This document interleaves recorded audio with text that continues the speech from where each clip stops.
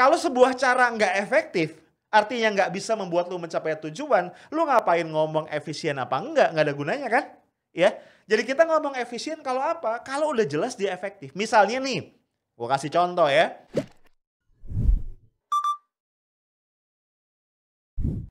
Tolong gambarkan mata kiri.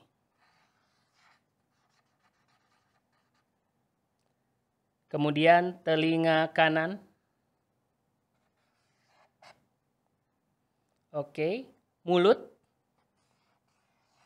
Aduh. Sekarang alis kanan. Alis kanan, mati gua. Telinga sebelah kiri. Astagfirullah.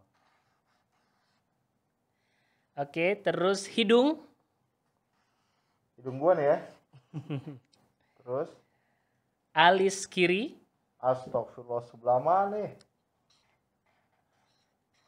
Terus Bagus, terus mata kanan. Masya Allah.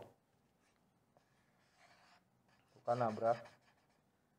Boleh dikasih kumis? Allahu Akbar. Nggak seperti yang gambar, boleh dikasih rambut, Pak? Masya Allah. Lu ngeledek gua lu. Terakhir, lingkaran wajah. Baik. Sudah. Astagfirullahaladzim. Guys, mau lihat gambar gua nggak? Kelihatan kan? Hancur ya? Wih. Ini sebenarnya gue lagi eksperimen ya. Sama teman gue di studio ada Hendy nih. Yang setia dampingin gue kalau lagi rekaman podcast dari yang pertama, edisi pertama. Kita lagi eksperimen nih. Gue waktu SD itu nggak bisa gambar, guys. Dari kecil bahkan nggak bisa gambar ya. Jadi ceritanya pernah satu hari ya, guru kelas gue nih, ibu-ibu, gue lupa namanya siapa ya. Itu bilang di kelas, anak-anak sekarang kita menggambar. Ayo kalian gambar ya, keluarin kertas kalian, buku gambar kalian sama krayon. Kita keluarin nih kan. Kita nunggu nih disuruh gambar apa. Anak-anak kita gambar hewan yang suka dipelihara sama petani. Ya, wih kita gambar nih. Maksud gue sih pengen gambar kambing ya. Abis gambar tuh dikumpulin kan, ya kan? Kumpulin ke gurunya, sama bu guru tuh satu-satu dikomentarin. Ya. Terus waktu pas gambar gue nih, ibu guru ngomong gini. Rif, tadi ibu suruh apa? Ibu tadi suruh itu bu, gambar hewan yang dipelihara petani. Iya kan? Lah kok kamu gambar kecoa? Wih sakit hati bro. Gue pengennya gambar kambing liatnya. Gambar kecoa gitu kata guru ya. Terus gue pulang ke rumah gue sedih bahkan gue nangis ya. Gue cerita sama nyokap gue gitu kan. Terus kata ibu gue gini, udah gak usah sedih Rif. Mulai sekarang kamu kalau disuruh gambar, kamu tulis kamu gambar apa. Jadi sejak itu gue tulis, ini kambing bukan kecoa. Nah kembali ke gambar gue yang spektakuler teman-teman sekalian ya. Ini gue lagi eksperimen ya sama Hendy, bisa gak sih gue gambar wajah gue sendiri gitu.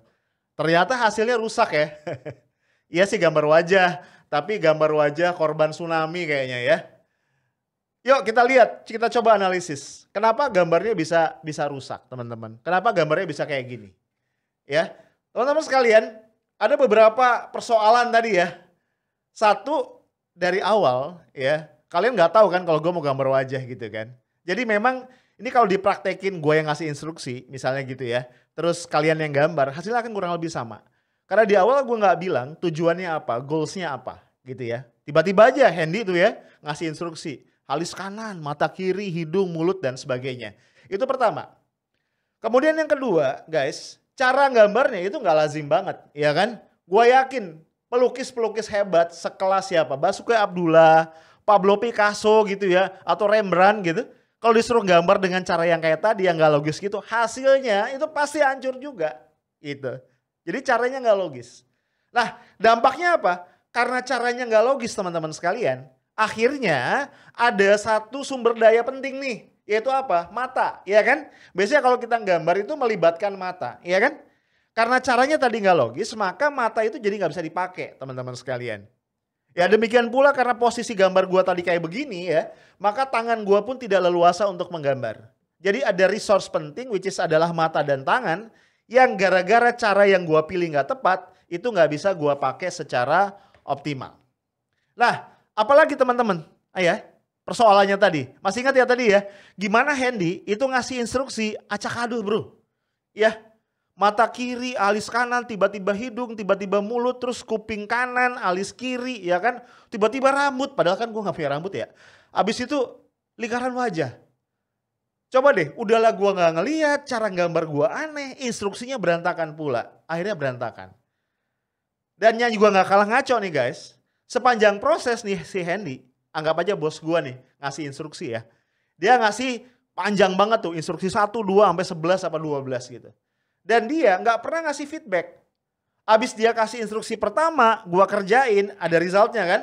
Dia pasti lihat tuh gambar gue ngaco, kuping nabrak mata atau mata nabrak hidung gitu ya. Tapi dia gak ngasih feedback. Asik aja dia ngasih terus instruksi gitu. Sampai terakhir. Nah, jadi udahlah dia nggak logis caranya, urutannya nggak sistematik, di awal nggak diomongin kita tujuannya apa, juga tadi ya instruksinya nggak dikasih feedback. So teman-teman sekalian, bayangin kalau ini adalah sebuah cara kita bekerja dalam hidup. Berantakan ya, hasilnya akan kacau. Nah inilah teman-teman yang mengantarkan kita pada pentingnya untuk belajar basic banget prinsip dasar atau mindset dalam manajemen. Jadi dulu nih waktu gue masih ngajar di kampus ya, gue pernah ngajar mata kuliah pengantar manajemen.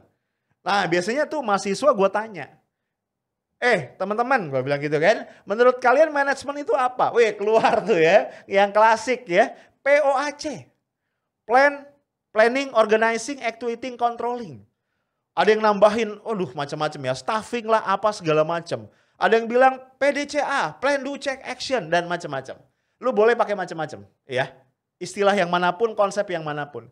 Tapi basically teman-teman sekalian, yang namanya manajemen itu adalah sebuah proses. Ya, ingat, manajemen itu proses. Tapi nggak semua proses itu bisa disebut manajemen. Karena kalau prosesnya melanggar sejumlah kaidah, dia bahkan bisa jadi mismanagement. Salah urus, bukan manajemen. Nah, supaya sebuah proses itu bisa disebut sebagai manajemen, ada beberapa syarat ya. Satu, dia harus jelas goals-nya. Jadi ada predetermined goals, kita mesti jelas nih mau ngapain. Kalau kata Simon Sinek itu start with why. Ya, apa yang mau dicapai sih? Kita mau ngapain nih? Ya, itu satu. Yang kedua adalah proses itu harus logik dan juga harus sistematik. Jadi ada predetermined goals, prosesnya logik dan sistematik. Dan yang penting juga, dia mesti menggunakan sumber daya yang ada.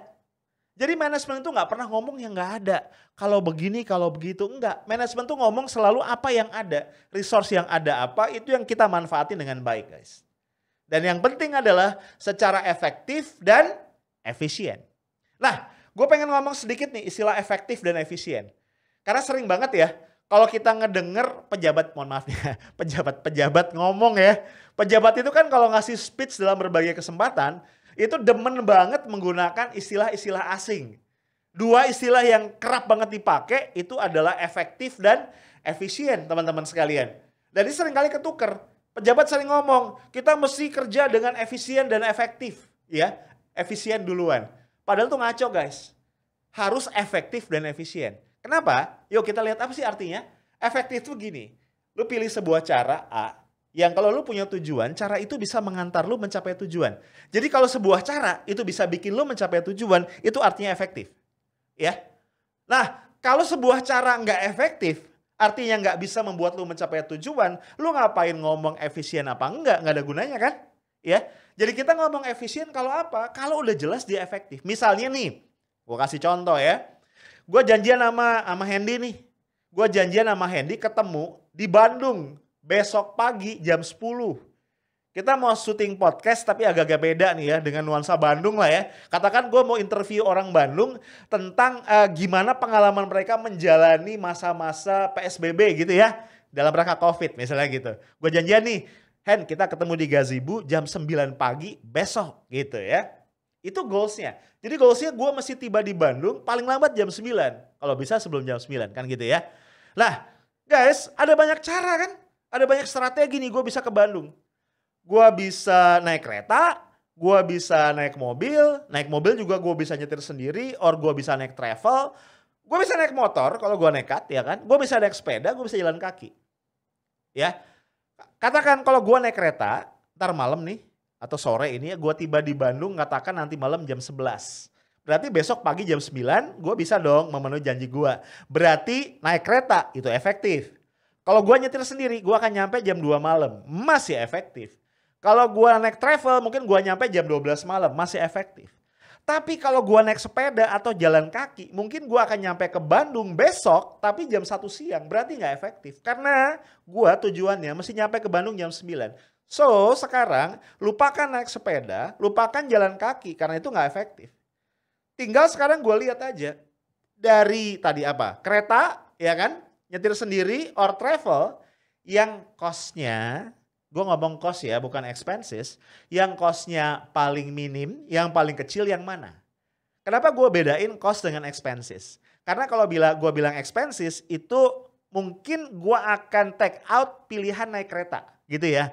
Karena mungkin dibandingin paling mahal. Kereta mungkin ya 200-an kalau gue naik yang eksekutif gitu ya. Sementara travel mungkin di bawah 100. Kalau nyetir sendiri gue bayar bensin doang. Tapi yang gue bilang cost. Karena selain tadi gue ngelarin duit buat tiket atau buat bensin, sebenarnya ada cost yang lain kan. Kalau gue nyetir sendiri gue capek. Kalau gue naik travel atau nyetir sendiri itu waktunya lebih banyak. Itu mesti dihitung costnya. Nah dari kereta tadi apa? Mobil atau gue nyetir sendiri atau gue travel gitu ya. Itu gue bandingin. Karena tiga-tiganya efektif berarti gue bisa bandingin head to head. Mana yang biayanya paling, costnya paling minim. Itu yang gue pilih artinya dia efektif dan efisien. Nah guys, that's management. Jadi kalau kita rangkum nih, manajemen itu apa sih?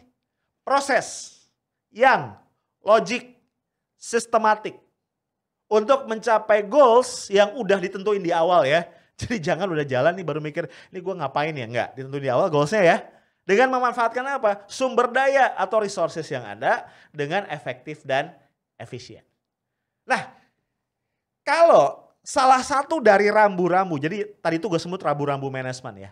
Kalau lu ngerjain sesuatu dalam hidup lu, apapun itu, ya, bikin skripsi, nyiapin nikah, ngatur rumah tangga, ngerjain kerjaan kantor, apalagi ngerjain tugas kuliah, ya, apapun itulah gitu ya. Kerjaan apapun dalam hidup lu kerjain itu kan proses, ya kan? Nggak ada yang instan, itu proses. Nah, kalau prosesnya ngelanggar satu atau lebih, guys, dari rambu-rambu yang tadi gua udah beberin, artinya lu berpotensi loh guys melakukan yang namanya mismanagement. Dan any kind of mismanagement akan menghasilkan hasil yang berantakan. Nggak jauh beda sama gambar gua. Ya. So, kalau lu pengen mencapai sesuatu yang bagus, yang baik dalam hidup lu ya, lewat sebuah activity. Dan ternyata nggak tercapai, lu jangan marah sama siapa-siapa. Cek aja cara kerja lu. Jangan-jangan lu nggak menerapkan manajemen di dalamnya. Nah, gue mau sharing satu pengalaman gue. Jadi sebenarnya pemahaman gue tentang manajemen seperti ini, itu gue dapat relatively belum lama. Belum lama nih di awal tahun 2000-an ya. Udah lama juga ya. Tapi itu gue dapat gak di kelas ya. To be honest yang tadi gue ceritain itu gak akan lu jumpain di buku-buku manajemen atau textbook apapun gitu ya. Ini gue dapat dari satu buku yang namanya buku kehidupan. Jadi gue punya pengalaman yang simple banget tapi membekas banget sama diri gue sampai sekarang ya. Waktu itu gue kerja di salah satu hotel bintang 5 di Jakarta. Job title gue Learning and Development Manager. Keren ya. Ya gue ngurusin training lah ya. Segala bentuk training tuh gue urusin karena gue mimpin departemen yang ngurusin itu. Gue di bawah director HR gitu ya. Lah ceritanya waktu itu guys, gue temenan sama seorang expatriate. Jadi kalau lu lihat hotel-hotel bintang 5 di Jakarta atau kota-kota besar di Indonesia, kalau bintang 5 itu mostly akan banyak expatriate. Karena biasanya jabatan-jabatan level directors ya, atau apalagi GM-nya. Jadi hotel tuh agak lucu ya. Pimpinan tertingginya biasanya namanya GM ya, tapi di bawah mereka tuh ada directors gitu ya. Nah biasanya level-level tinggi yang kayak gitu, itu dijabat oleh expatriate. Karena kan biasanya hotel-hotel bintang 5 itu di-manage oleh international chain ya. Dan mereka biasa tuh memutasikan si eksekutifnya dari satu negara ke negara lain dalam hotel chainnya mereka. Nah ceritanya gue berteman sama seorang ibu nih. Umurnya waktu itu 50-an ya, berarti mungkin sekarang 70-an ya, udah gak kerja kali ya. Seorang ibu usia 50-an tapi masih cantik bro. Dia expatriate dari Filipina. Gue lupa namanya ya, kayak nama-nama Spanyol gitu agak-agak susah ya. Karena kan Filipina lama ya dijajah sama Spanyol ya. Jadi mereka banyak pakai nama-nama Spanyol. Nah, si ibu Filipina ini Director of Marketing and Sales. Ya, gue temenan sama dia, akrab, sering ngobrol, curhat segala macam. Walaupun gue baru tahu belakangan ya, dia berteman sama gue dengan alasan yang agak-agak ngeri-ngeri sedap. Dia bilang sama gue gini, Rif, tau gak kenapa gue temenan sama lu? Nah, tentu dia ngomong in English ya. Kenapa gue temenan sama kamu? Karena kamu itu mengingatkan saya pada muka laki-laki pertama yang menyakiti perasaan saya dan bikin saya gak pengen nikah. Mampus gue bilang ya. Kalau gue suka main ke ruangan dia simply karena kan gini ya, dia Director of Marketing and Sales. Jadi di ruangan dia itu banyak banget makanan. Jadi kalau outlet atau kitchen kita gitu ya punya menu baru, bikin cookies atau bikin apa itu pasti dikirimin karena dia suka disuruh food testing gitu ya. Jadi kalau stay di ruangan dia kerja gitu pakai laptop atau apa itu enak banget. Nah suatu hari guys, akhir bulan saat gue lagi sibuk-sibuknya harus bikin laporan pelaksanaan training segala macam. Biasa kan ya, tiap akhir bulan kita manajer sibuk bikin report ya paperwork gitulah. Tiba-tiba dia telepon gue. Dia minta gue main ke ruangannya. Gue bilang, aduh gue lagi sibuk nih. Ayo dong tolong ya. Akhirnya karena dipaksa-paksa gue datang. Saya disuruh ngapain nih? Saya bilang gitu kan. Udah kamu duduk di sofa. Saya mau manggil anak buah saya menegur dia, kamu jadi saksi. Saya bilang ngapain jadi gua gitu ya. Gue beringat gue orang HR ya. Emang sering kali ya orang HR itu kalau ada karyawan bermasalah ya kita jadi bagian suruh ngeberesin gitu ya. Untung kali itu gue cuma suruh jadi saksi doang. Jadi gue duduk di sofa, dia manggil anak buahnya. Jadi guys ceritanya nih singkat kata di bawah dia itu ada 5 orang marketing and sales manager. Rupanya ada 1 anak buah dia yang dalam 6 bulan itu gak pernah mencapai target. Bahkan 50% aja enggak. Kalian bayangin ya, 50% aja enggak. Nah, datang ya ternyata yang panggil teman gue juga, gue kenal sama si manajer ini. Emang agak selengean anaknya gitu ya. Nah, si ibu direktur ini udah basa-basi dikit, ya, teman gue tuh duduk depan dia kan ya. Si ibu direktur nanya, atau ngomong lah, tepatnya klarifikasi. Dia bilang gini, ini saya punya data 6 bulan terakhir, Anda tidak pernah mencapai target, bahkan gak nyampe 50%. Kembali ya ini dialognya in English gitu ya. Cuman gue gak mau ngomongnya in English, ntar gue salah ketahuan gue Inggrisnya logat Jawa kuno gitu ya. Kamu gak pernah capai target, bahkan 50% juga gak pernah. Tolong saya minta penjelasan. Yang gue takjub nih teman gue itu tenang banget bro. Gue sih kalau dipanggil atasan ya, apalagi dikasih tahu salahnya gue di mana, gue tuh mungkin udah agak panik ya. Teman gue tenang banget. Gila, gue bilang nih orang ya. Itu. Dia bilang gini, tenang mem, saya akan jelaskan. Jadi gini mem. Ini kata teman gue ya. Dari 5 anak buah gue, dari 5 anak buah saya, jadi di bawah dia tuh ada 5 sales eksekutif ya. Jadi director, sales manager, di bawahnya sales eksekutif. Dari 5 sales eksekutif yang di bawah saya, itu 5-5-nya bermasalah men. Bermasalah, ini kata si direktur. Masalah gimana? Coba jelasin. Nah ini tenang men, saya jelasin. Dari 5 ini, yang 2 fresh graduate. Nah, dari fresh graduate yang belum ngerti apa-apa, belum ngerti marketing, apalagi marketing dari hotel yang beda dari industri lain, what can we expect? Teman gua ngomong what can you expect itu dengan ekspresi yang, gimana ya, sinis banget gitu loh. Drama banget lah. Dalam hati mampus gitu saya bilang gitu kan. Terus, but you still have 3, right? Kata si ibu direktur. Yes ma'am. Dari yang 3 ini, yang 1 ini tadinya anak buah manajer yang lain. Di sana dia nggak perform, di sana dia troublemaker, dipindahin ke bawah saya karena manajer-manajer yang lain nggak ada yang mau terima. Mem, dari seorang troublemaker yang dipindahin ke tim saya, what can we expect? Drama lagi, dalam hati orangnya sinetron banget gitu. Yang saya takjub, ibu direktur itu menanggapi itu dengan poker face, flat, without expression at all. But you still have 2, right? Yes, ma'am. I still have 2. Dari yang 2 ini, ma'am. Yang 1 itu sakit-sakitan. Sering banget sakit. Hari ini mencret, besok apa, lusa panu, kira-kira gitulah ya. Sering banget sakit. Nah, ma'am, dari orang yang sakit-sakitan, what can we expect? Oh, aduh itu ibu direkturnya mukanya flat, bro, flat. Bener-bener ya mungkin tinggal ditambahin background musik kayak film-film mafia gitu ya. Ketika seorang mafia mau ngebunuh lawannya dengan darah dingin gitu ya. Flat banget. Gue ngeri ya. You still have F1. Mem, yang 1 ini. ini khusus kita kasih tanggung jawab nanganin klien-klien kita yang state owned company atau government institution. What's wrong with that? Kata si ibu direktur. Ma'am, FYI, state owned company, BUMN ya, dan government institution itu biasanya nawarnya banyak, bayarnya telat. So what can we expect? Oh, abis itu guys, tiba-tiba tuh ruangan hening banget nih. Gila, hening banget beberapa saat. Gue deg-degan. Wih, ini tiba saatnya mafia membunuh lawannya, kira-kira gitu ya. Apa yang terjadi? Si ibu direktur narik laci mejanya, ngeluarin selai kertas, dia naruh spidol gitu ya di atasnya, kira-kira kayak gini gitu ya. Disorongin sama si manajer. Si manajer, si teman gue nih bingung, what for? Coba Anda tulis surat pengunduran diri efektif per hari ini. Awalnya si manajer nggak mau, saya nggak mau mundur. Wah, berantem, ribut gitu ya. Si ibu direktur bilang gini, kalau Anda nggak mau mundur, saya akan pastikan Anda boleh stay, tapi akan saya pastikan Anda menjadi orang yang paling menderita di sini. Singkat kata, setelah tarik ulur, si manajer mundur. Gua yang ngurus kan, karena saya orang HR. Besoknya, saya datangin si direktur. Saya bilang, si ibu direktur ini, kalau bahasa kita nih, gua nggak suka sama kelakuan lo. Mentang-mentang lu expatriate, mentang-mentang lu direktur, lu bener-bener tidak bijak. Lu bener-bener gak logik. Lu bener-bener sewenang-wenang. Pas saya ngomong gitu, si ibu direktur ketawa. Teman gua si direktur ini ketawa. Dia bilang, tenang, kamu duduk deh, kamu duduk. Gak mau. Saya bilang gitu ya, kesel kan gua ya. Rasa nasionalisme gua nih, ini expatriate songong banget gitu. Kamu duduk. Rif, denger ya. Kalau semua anak buah dia yang 5 itu perform, berpengalaman, cerdas, mature, profesional, jago jualan, I don't need any manager. Saya ini butuh manajer justru karena anak-anak buahnya ini, para sales eksekutif ini, masing-masing punya kekurangan. Ada yang belum mature, ada yang belum matang, segala macam. Itu resource yang dia punya. Kalau dia manajer yang benar, dia nggak akan mengeluhkan itu. Dia akan pastikan gimana cara ngelolanya supaya mencapai hasil yang baik. Di situ guys, gue berubah dari marah jadi malu. Waktu itu gue udah S2. S1, S2 gue manajemen di UI pula. Gue ngerasa nih, dan gue dosen ya waktu itu ya, gue ngajar manajemen. Gue ngerasa gue udah ngerti manajemen. Tapi hari itu gue baru belajar what is management.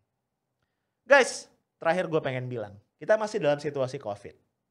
Ya kan? Tiba-tiba aja nih, kita gembar-gembor dengan apa? Dengan narasi baru tentang new normal. My question is, apakah prosesnya sudah ditempuh secara logik dan sistematik? Apakah logik ketika angka tambahan kasus positif per hari masih sangat fluktuatif? Apalagi beberapa hari sempat di atas 1.000 kasus, ya kasus tambahan per hari. Apakah logik? Apakah sudah ada langkah-langkah sistematik untuk memitigasi resiko? Sampai kita berani mengatakan dan mengumumkan kita memasuki era new normal. Udah, gua gak mau jawab. Lu aja yang jawab.